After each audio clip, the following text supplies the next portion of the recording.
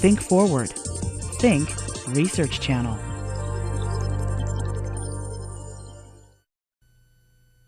The opinions expressed in the following program are strictly those of the speaker. They do not necessarily reflect the views of the National Science Foundation.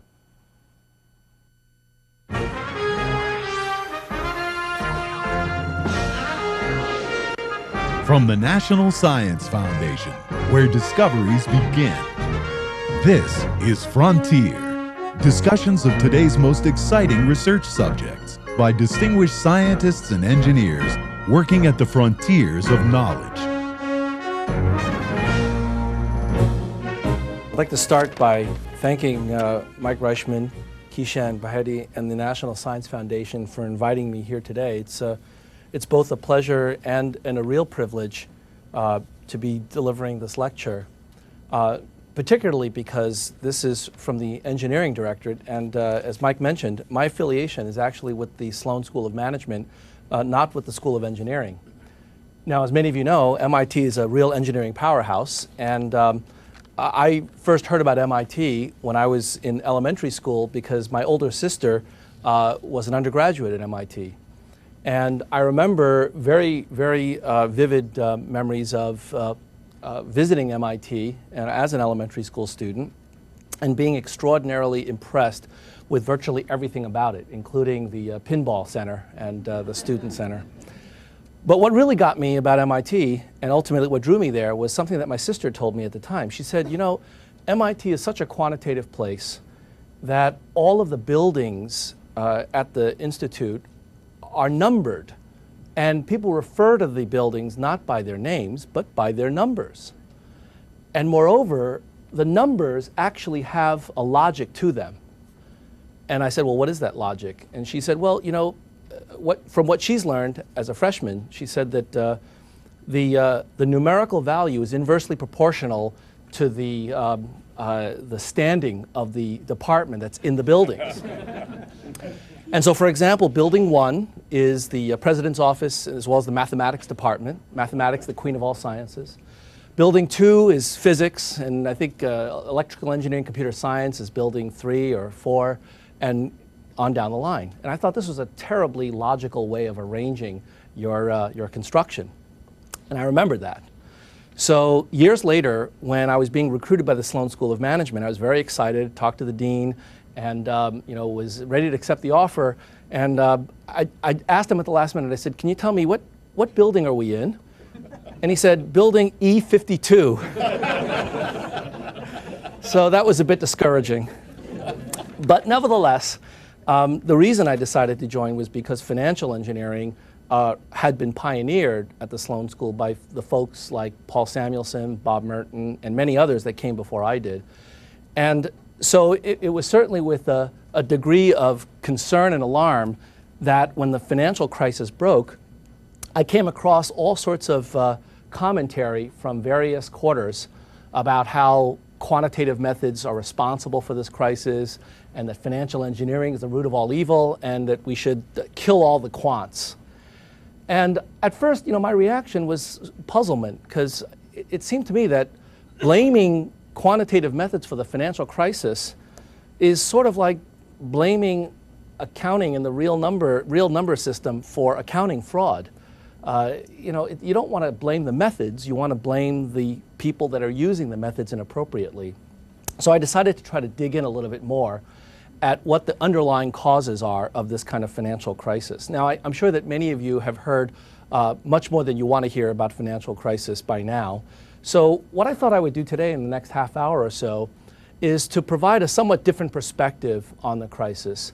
I'll give you a very quick overview of it. I've actually now been able to compress the entire crisis into one slide. I'm very impressed about that.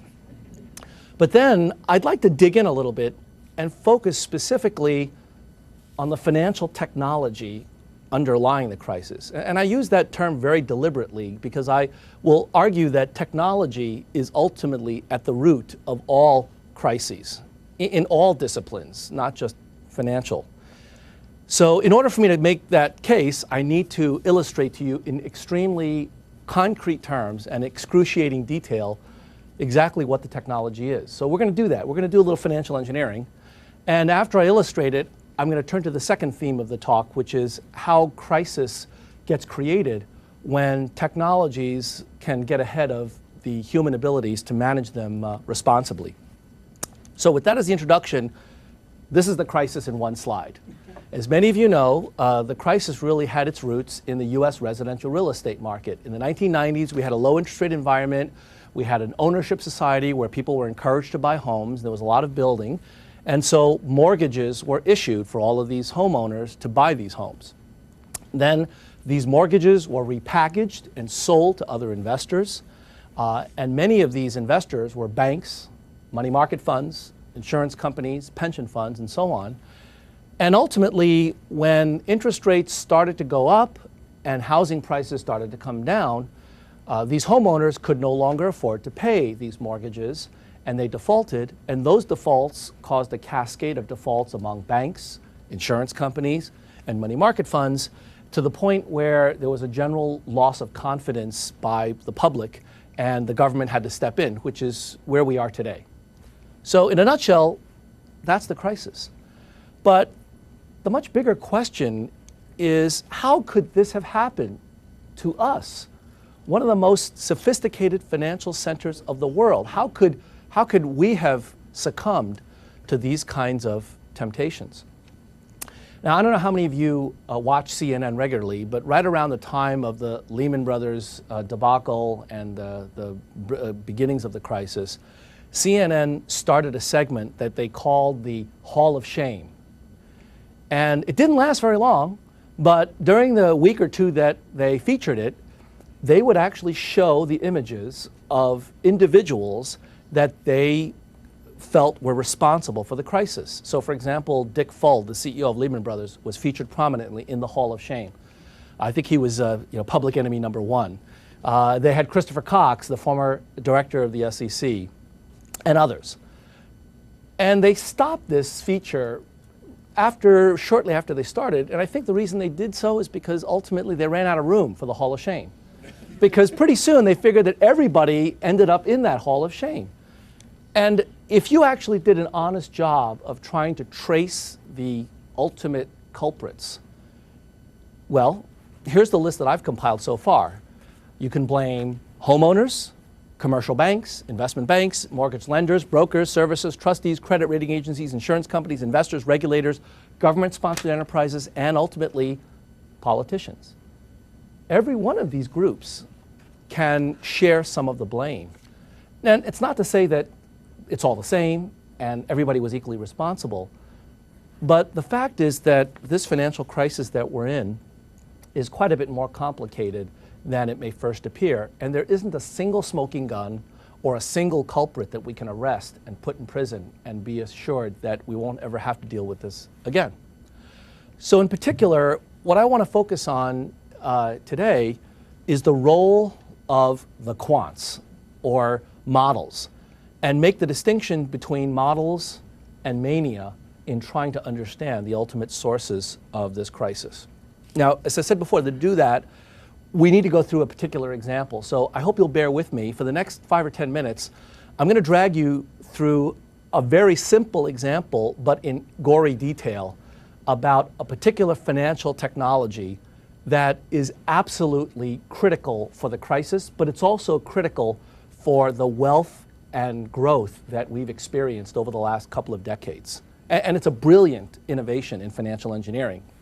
So before I do that, let me describe to you what the problems were in the financial markets as a kind of a motivation for this innovation. So obviously, lots of lawsuits are being filed even as we speak about the crisis. And surely there was wrongdoing that needs to be brought to light. But so it's very hard to actually get anybody to say what happened and how it happened and why it happened. But it turns out that in August of last year, The Economist magazine actually published an anonymous article, which is very unusual for The Economist to do. They published an anonymous article by the chief risk officer of a major financial institution that's in the midst of this crisis. And this anonymous chief risk officer described a bit about what happened and what the circumstances were. So let me just read this to you quickly. There'll be some words that you won't understand, but after I describe the simple example that I'm going to give you, you'll understand it completely. Like most banks, we owned a portfolio of different tranches of collateralized debt obligations. I'll explain that in a few minutes, which are packages of asset-backed securities. Our business and risk strategy was to buy pools of assets, mainly bonds, warehouse them on our own balance sheet, and structure them into CDOs, and finally distribute them to end investors. We were most eager to sell the non-investment grade tranches, and our risk approvals were conditional on reducing these to zero. We would allow positions of the top-rated AAA and super senior, even better than AAA tranches to be held on our own balance sheets, as the default risk was deemed to be well protected by all the lower tranches, which would have to absorb any prior losses. Now, that sounds like a lot of gobbledygook, but what I want you to take from this is the simple fact that this particular institution, which got into a lot of trouble with these securities, their strategy was to hold the AAA or better than AAA stuff and to get rid of the lower than AAA stuff. What all of that means, I'm going to make clear in a few minutes. Okay, so just keep that in the back of your mind. And now let me turn to the example. This is going to be an example involving the magic, the technology of financial securitization. This really is a genuine breakthrough in financial engineering. And it's going to be so simple that you're going to be amazed that people consider it a breakthrough. But in a minute, I think you'll see why. I want to start with a piece of paper, this green piece of paper that's essentially an IOU. It's a loan. And the bearer of this piece of paper will get paid $1,000. That's what the loan promises, okay? So you can think of it as a mortgage, as an auto loan, as a student loan, a credit card receivable. Lots of different things fit into this category, or a bond. Except that it's a risky bond, meaning that there's a chance that whoever issued the piece of paper to the holder, they may not actually make good on the promise of paying back $1,000, okay? So that means that there's some risk. You might get $1,000, but you might get nothing. The piece of paper might default. And let's suppose that the probabilities are 90% you'll get paid and 10% that you won't. Now, with those kind of probabilities, you can come up with a relatively simple model of what this piece of paper is worth. What do you think it should be worth? What? $900. You got that because you computed the expected value. Or maybe it's a little bit less because maybe you need a little bit of sweetener in order to take that risk, but you probably wouldn't pay more than $900. So for very simple benchmark purposes, let's say it's worth $900, okay? We'll come back to that later. It's not critical exactly what it is worth.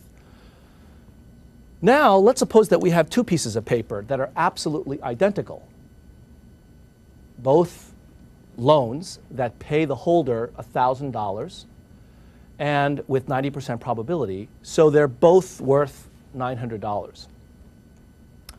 What I'm about to do is to take these two pieces of paper and put them into a portfolio.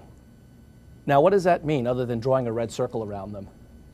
Well, what I'm about to do is to say that I've now got two identical pieces of paper that when I put them into a portfolio, I can then look at the portfolio as a separate and independent entity and then issue obligations on this portfolio, okay?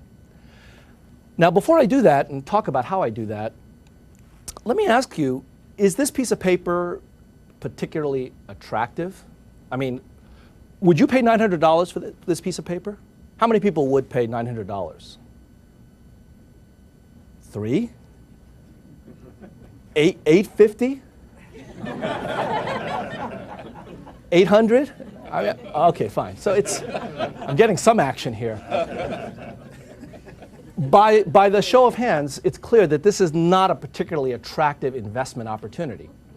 I mean, you know, if you pay $900 and you get $1,000, that's a 10% return. That's a pretty good return nowadays. But the problem is you don't get 10% for sure. Sometimes you get 0, right? So you've got to think about that. Okay. What I'm going to show you is with the magic of securitization, I'm going to be able to do something that nobody's been able to do before this innovation occurred, which is akin to the following analogy. You've often heard that the children of two ugly parents are rarely attractive, right? It doesn't apply to anybody here, of course, but what I'm going to show you is that I'm going to create two children from these two ugly parents, one of whom will be a beautiful supermodel, and the other will be a deformed Quasimodo. And that will be the magic of securitization. So let me show you how we do this. I've now got a portfolio that owns these two pieces of paper. And I'm going to assume that these two pieces of paper are statistically independent. In other words, whether or not one defaults has no bearing on whether the other defaults. Okay? They're two separate coin tosses, each with a probability 90% of heads, 10% tails. Okay? Once I make that assumption, and I'm going to come back to that assumption later, that's going to be key, so keep that in the back of your mind. Once I make that assumption, it turns out that I actually can figure out the statistics of this portfolio completely. And here it is. The portfolio has three possible economic values. It's either worth $2,000 if both of the loans pay off, or it's worth nothing if both of the loans default, or it's worth $1,000 if only one of the two pays off. And the probabilities are given right there, 81%, because with 90% chance, each of them pays off. And if they're statistically independent, then 0.9 times 0.9 is 0.81. And similarly, if both of them default, the chances are 0.1 times 0.1, which is 0.01. So there's only a 1% chance that this thing is worth 0. OK, now that I've got the statistics of this portfolio down, I can then engage in the magic of securitization. And here's how securitization works. With this portfolio as the asset that backs my two new pieces of paper, I'm going to issue now two new bonds. And the bonds are nothing more than claims on the portfolio. Okay? The blue bond pays the holder $1,000 based upon the results of this portfolio. So as long as this portfolio is worth at least $1,000, that blue bond will make good on its promise. The orange bond is the same thing. It has a face value or payoff of $1,000, but it's a different color for a reason. It's a different color because it's junior to the blue bond, meaning the orange bond is second in line. The blue bond has to be paid first before the orange bond can get its payment. And that's part of the contractual agreement. So I've created two different securities by simply changing the rules and using these two green identical securities as the underlying collateral or value for this set of claims. Now, why is this such a big innovation? Well, let's see. The probability of the blue bond getting paid is what? Well, it's whenever that portfolio is worth at least $1,000. And there are two states of the world where that portfolio is worth at least $1,000. Either both of the green bonds pay off, or one of the two green bonds pays off. And the probability of those two events occurring is 99%. The blue bond pays off 99% of the time. It's got a 1% chance of default. What about the orange bond? The orange bond, on the other hand, has a 10% chance of getting 0, but then also another, 1% chance, and then 18% chance. It's got a 19% chance of defaulting and getting 0. Because the only time the orange bond gets paid $1,000 is if both of the green bonds pay off, right? So the the orange bond is much, much riskier than the blue bond. And the blue bond is much safer than either the orange or the green bonds. The blue bond is that supermodel I was talking about. The orange bond is that Quasimodo that nobody wants, right? Well, almost nobody. We'll find a home for it in a minute. Now, let me tell you why this is significant, why this is such an innovation. In order to do that, I need to tell you a little bit about the bond market. in particular the corporate bond market, and how risky or safe these are. And Moody's will rate bonds in different categories depending on how risky they feel the bond is. So the rating categories are AAA, AA, single A, BAA, BA, and B. And the AAA bonds are the safest, the best bets. AAA bonds almost never default. 5 years after they're issued, the default rate is something like 0.02%. After 20 years, if you wait long enough, then the default rate for AAA bonds is about 2.5%. Okay?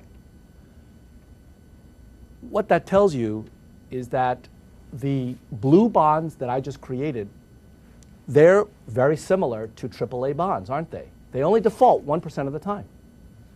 On the other hand, those orange bonds that I created, they default 19% of the time. 19% corresponds to something like BA.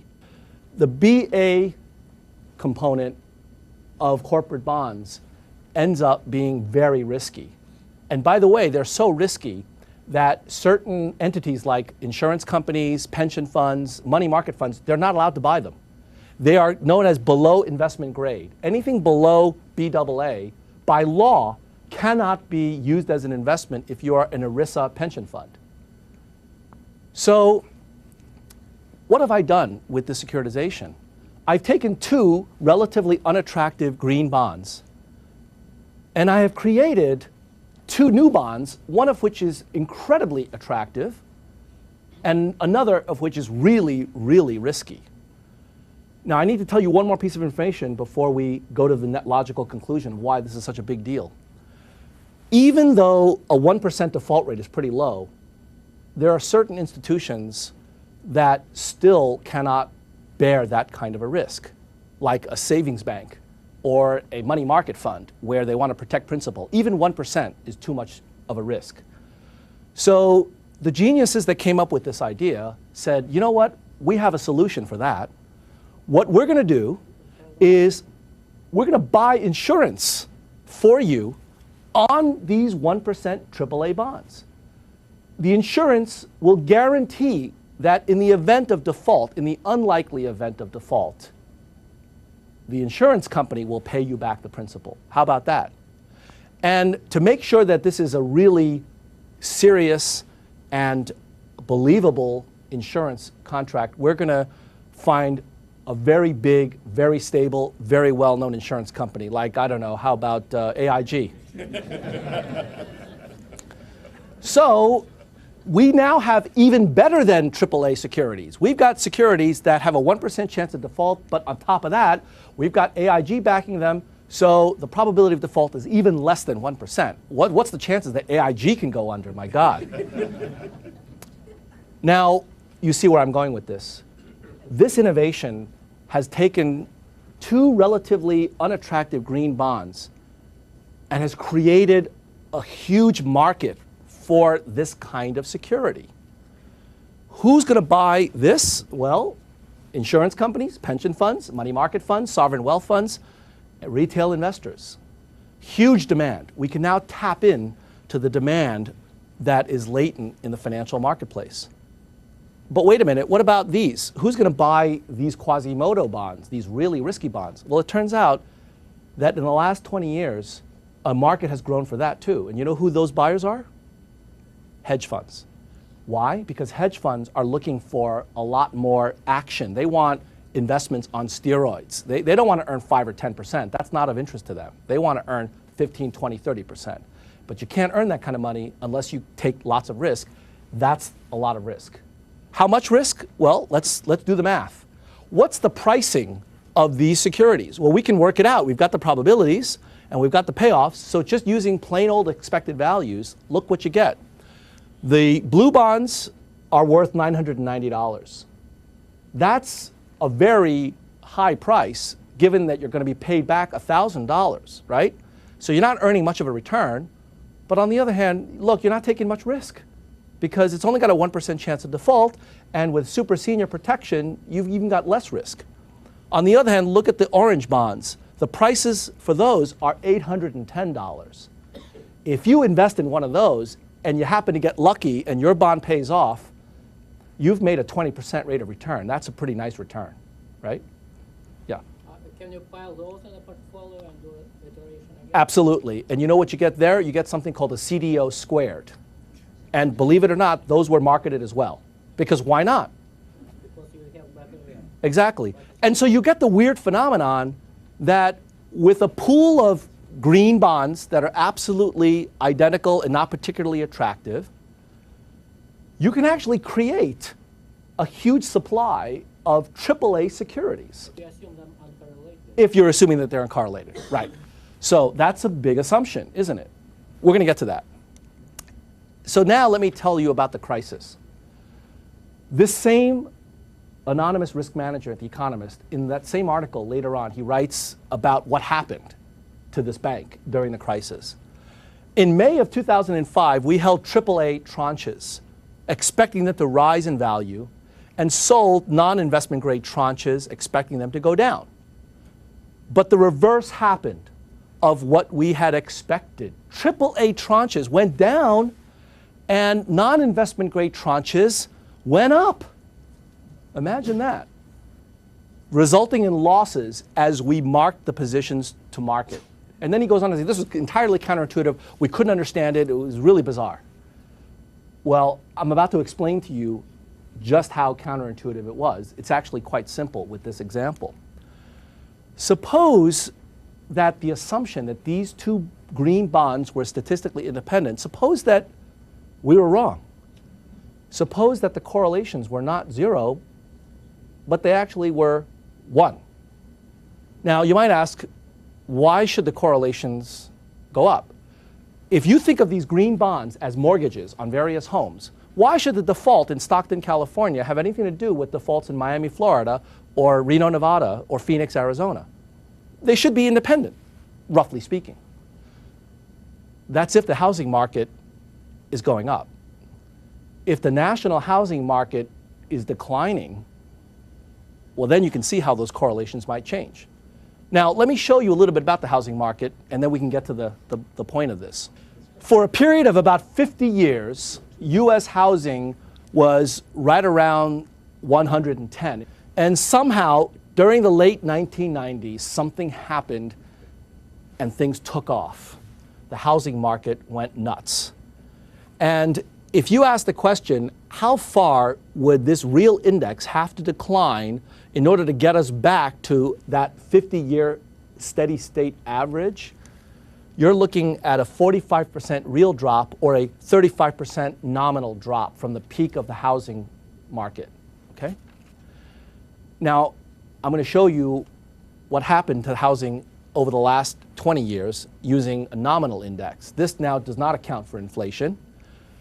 This is the S&P Case-Shiller 10-city housing market for the last 20 years, from 1987 to 2009. And you can see that except for a little blip in 89, 90, the housing market pretty much rose continuously until June of 2006, and then started its decline. And where are we today?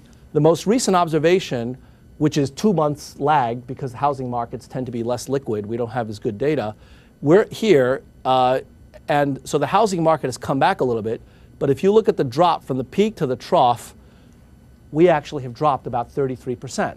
So we're now finally back down to about where we've been. And in fact, the futures market that shows where financial prognosticators predict where we'll be suggests that there'll be some additional recovery. So if you've been looking to buy that vacation home, now may be a good time to look. But the point of this is that when we are on a roller coaster ride going up, well, the correlations of defaults don't have anything to do with each other. But when we're going down by a lot, the correlations can go up. And if you ask the question, well, gee, how come people didn't figure this out? Well, suppose you're sitting here in 2006, and you're looking back 20 years. If you use 20 years of historical data, there's no period in US history during those 20 years where correlations were significant. All right, now let's go back to the correlation example. Suppose that these two green loans are not only not independent, let's say that they're perfectly dependent. If they're perfectly dependent, then there are only two outcomes, either 0 or 2,000 for the portfolio. In that case, the orange and the blue pieces of paper, they have the same probability of default. What does that mean? That means that the blue piece of paper, which we thought was 1% default rate, is actually now 10%. The default rate for those blue pieces of paper, those supermodels, has increased by a factor of 10. On the other hand, those lucky hedge funds that wanted to take on lots of risk, they thought they were taking risks of 19% default, but actually, in the end, the default rates went down to 10%. So this increased correlation has the following bizarre effect. For the blue pieces of paper that we paid $990 for, we just lost 10% of our investment. It's now worth $900. Those orange pieces of paper that the hedge funds purchased for $810, they just made 10%. Because in this regime, where the correlations go to 1, where you have phase locking behavior, in these regimes, both pieces of paper are worth the same. So the AAA stuff lost money, and the BA stuff made money, and the banks, insurance companies, money market funds, hedge funds, they all exhibited these kinds of losses and gains over the course of the last couple of years. That's where the financial crisis came from. It was financial innovation pumping huge amounts of money into the housing market using these kinds of technologies, and CDO squareds, taking the bad stuff and repackaging it again and again and again. And after a while, it became so complex that nobody really understood what they had and what it was worth, because the market ultimately broke down. Okay, that's where we are today. Now, let me turn to the second theme of my talk, which is, what do we make of it? How do we explain beyond this where crisis comes from? And to do that, I actually would like to focus on crisis in other industries besides finance. In particular, in technology-sensitive industries. It turns out that in 1984, a sociologist by the name of Charles Perrow came up with an explanation, which he developed in a book called Normal Accidents. Perrow said that accidents in technology-intensive industries not only can happen, but in fact will happen with regularity because of two things. Perrow identified complexity and tight coupling as the preconditions for normal accidents. Complexity meaning nonlinearities, and tight coupling meaning multiple stages of a process which depend intimately on prior stages executing correctly. And he didn't look at financial services, but he looked at chemical industries, nuclear power plants, the space program, and in all of these industries, he identified these two conditions as contributing to it. Now, question, how complex are these blue and orange pieces of paper, these collateralized debt obligations? Well, this is a chart that was issued by the FDIC that describes all of the elements that you need in order to issue a collateralized debt obligation. You need a mortgage broker, lender, borrower, servicer, issuer, trustee, underwriter, rating agency, credit enhancement provider, and investors. That's a lot of moving parts. Pretty complex. But what's even more complex is the regulatory environment that we operate in. And let me give you an illustration of that. Does anybody recognize what that is? Any guesses as to what this is? Well, let me tell you, because I don't think in this audience we have any regulators or bankers. This is paragraph 624 of the Basel II Accord for how to compute the appropriate amount of regulatory capital you need to maintain as a bank. Yeah. Now, obviously, in this audience, equations like this don't faze anybody. But remember that the folks that are supposed to be implementing this are not PhDs in nuclear physics. They're accountants, lawyers, clerks. They're not dumb, but they're not trained to understand nonlinear dynamical systems and how they can interact in surprising ways. But I would argue that the two conditions that Perrow outlines, complexity and tight coupling, is not enough. We actually need one more. And the condition that I've added to this is the absence of negative feedback over an extended period of time. Because ultimately, and Perot doesn't really go into why normal accidents occur, he just outlines the conditions under which they do. I would argue that it's really human behavior that ultimately causes these kinds of accidents. And human behavior is such that over a period of time, if nothing bad happens, we ultimately end up underestimating the risks of the system. And we become complacent about the risks that we're taking.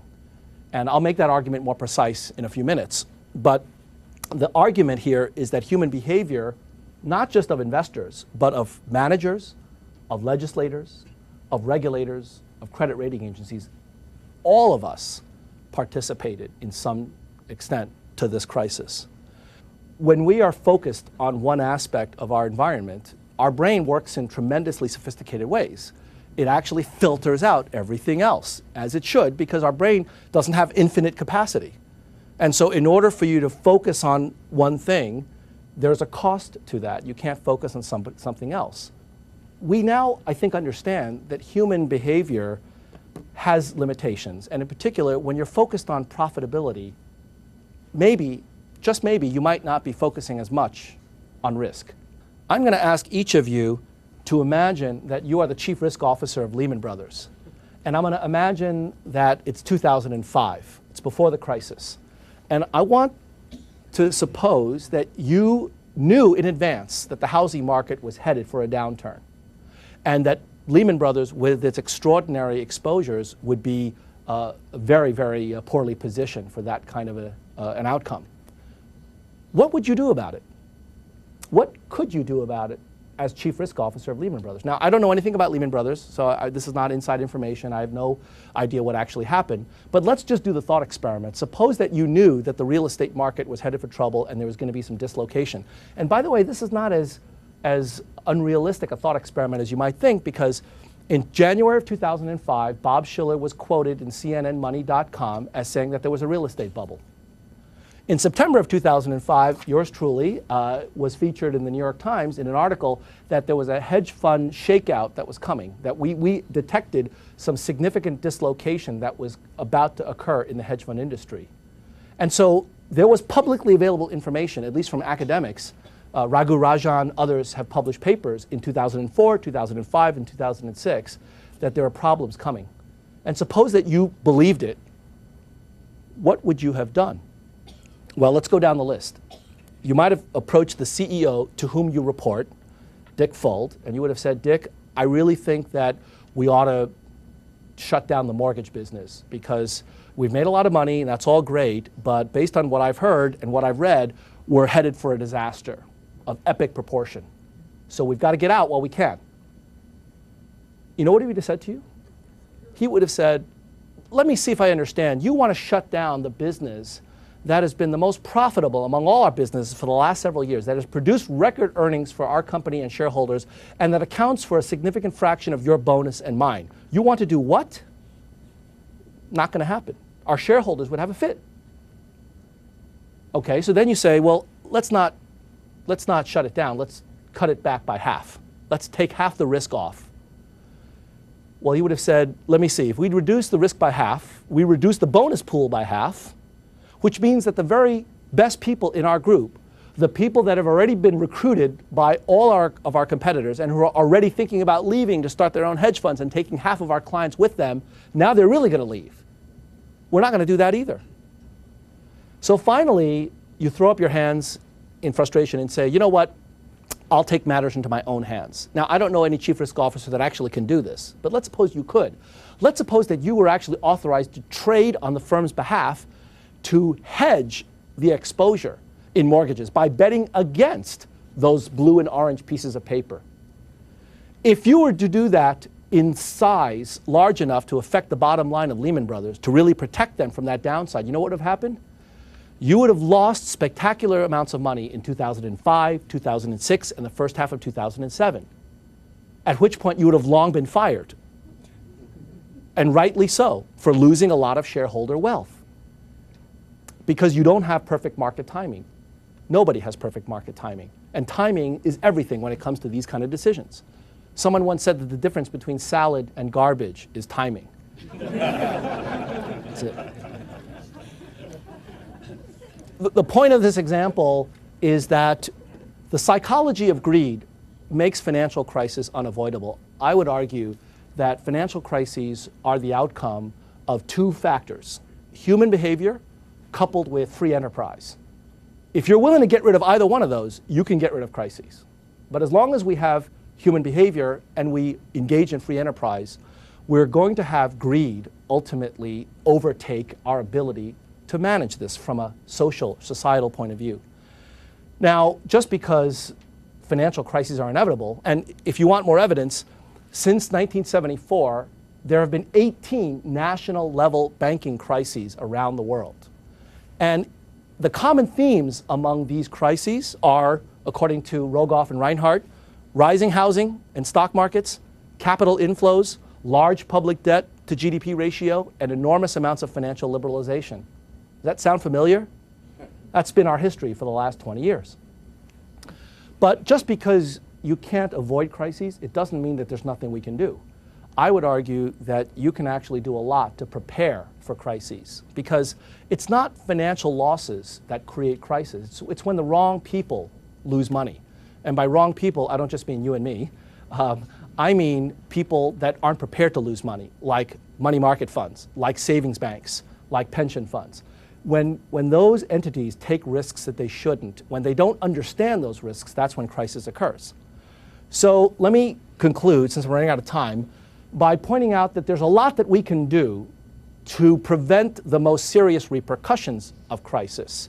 Just like you can't rule out hurricanes, you can't legislate away hurricanes, there's a lot that you can do to reduce their damage if you're properly prepared. I have a list here of things that we can do to prepare for crisis. And the things that are highlighted in red are things that we could have done all along, that we didn't need any new legislation or new agencies to do. But we simply decided not to do them because we were making too much money and having too good a time. So I want to just highlight two items on this list, though, for this audience. One is that I've proposed in other writings that what we really need at the very outset is to create an organization very much like the National Transportation Safety Board for financial crashes, because we don't really know enough to be able to even formulate proper policy reform. We need to study every single crash just the way the NTSB does, produce a report, and ultimately allow that report to guide policy. Interestingly, the NTSB has no regulatory authority. The FAA regulates the airline industry, but the NTSB has enormous impact in being able to provide a summary of what happened, how it happened, why it happened, and what to do to make it not happen again. And in many cases, the NTSB has actually provided a very important counterbalance to the FAA when the FAA gets a little bit too cozy with the industry. That's the role that I think we need for financial regulation. The second point I want to highlight, and then I'll conclude, is that we actually need smarter regulation. We don't need more regulation because the banking industry is among the most highly regulated of all industries. We need smarter regulation, which means we need smarter people, which means we need to invest in the knowledge base. And that's why I'm so delighted to be here at NSF, because that's what NSF does. To give you a little bit of an illustration of the lack of expertise in financial services, I did a little calculation here. I looked at the MIT report for the number of PhDs produced by the School of Engineering. And in 2007, the School of Engineering produced 337 PhDs in engineering, just PhDs. Of those PhDs, the majority were funded by government grants, NSF, Department of Defense, and so on. During that same year, the Sloan School of Management, we produced 4 PhDs, and they were paid for by MIT, not by government grants.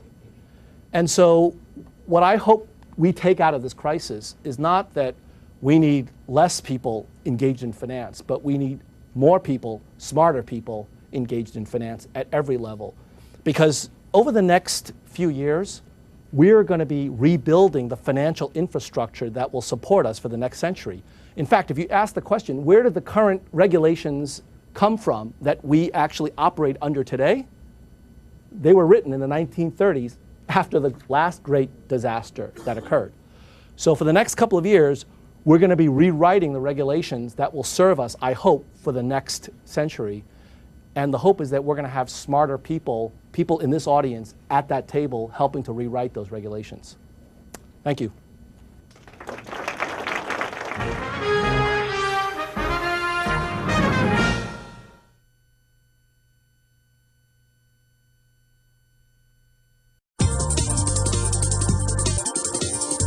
Think forward.